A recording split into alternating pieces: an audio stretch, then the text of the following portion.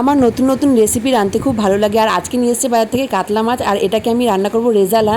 প্রথমে নুন দিয়ে এটাকে ভালো করে মাখিয়ে রেখেছি, আর কিচ্ছু দেবো না। আর নিয়েছি বড় সাইজের 2টো পেঁয়াজ, রসুন 8-9 কোয়া, আর একটুখানি আদা, আর 4টে কাঁচা লঙ্কা।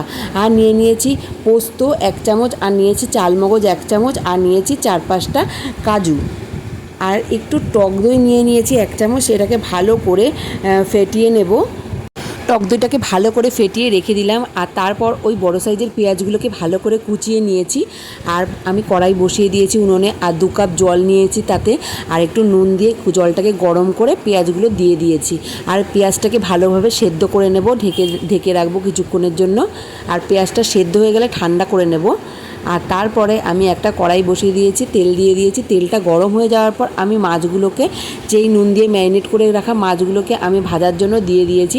আর এই মাছগুলোকে আমি 60% মতন ফ্রাই করে নেব। এই যে মাছগুলোকে 60% মতন ফ্রাই করে আমি তুলে নেব। মাছগুলো মোটামুটি ভাজা হয়ে গেছে। এইভাবেই আমি সমস্ত মাছগুলোকে ফ্রাই করে নেব বন্ধুরা।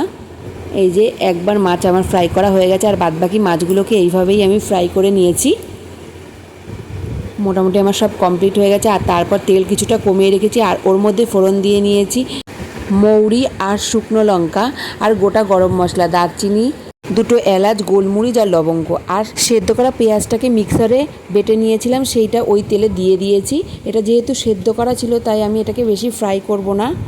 এই যে মোটামুটি ফ্রাই করার পর আমি দিয়ে দিয়েছি লঙ্কা, আর রসুন, আর আদার পেস্ট। এগুলোকে আমি ভালো করে পেস্ট করে নিয়েছি মিক্সিতে।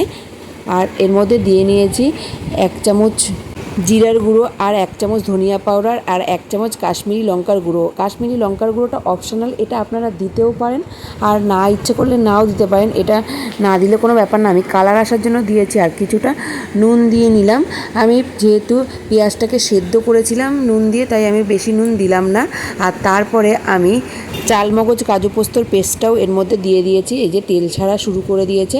তারপর আমি দিয়েছিলাম ফেটিয়ে রাখা টক দইটা, ভালো করে মিক্স করে নিয়েছি। এই যে মিক্স করে কিছুক্ষণ এটাকে ভাজা ভাজা করে নেব। আর আমি এই সময় লো ফ্লেমে করে রেখেছি। আর টক দই যেহেতু দিয়েছি, তাই ব্যালেন্স করার জন্য একটু চিনি দিয়ে দিলাম। ভালো করে এটাকে ফ্রাই করে নেব। তেল ছাড়া শুরু করে দিয়েছে। আর তারপর আমি এর মধ্যে জল অ্যাড করে দিলাম, আর এটাকে ভালো করে একটু ফুটতে দিতে হবে। তারপর আমি মাছগুলোকে এর মধ্যে ছেড়ে দিয়েছি। ফুটন্ত ঝোলটার মধ্যে আমি মাছগুলোকে ভালো করে সাজিয়ে দিলাম। 9-10 মিনিট ভালো করে মাছটাকে ফুটতে দিতে হবে। আর মাছটাকে ফুটতে দেওয়ার পর এর মধ্যে আমি দিয়ে নেব কেওড়া জল। 1 ঢাকনা মতন এর মধ্যে কেওড়া জল দিয়ে নিয়েছি।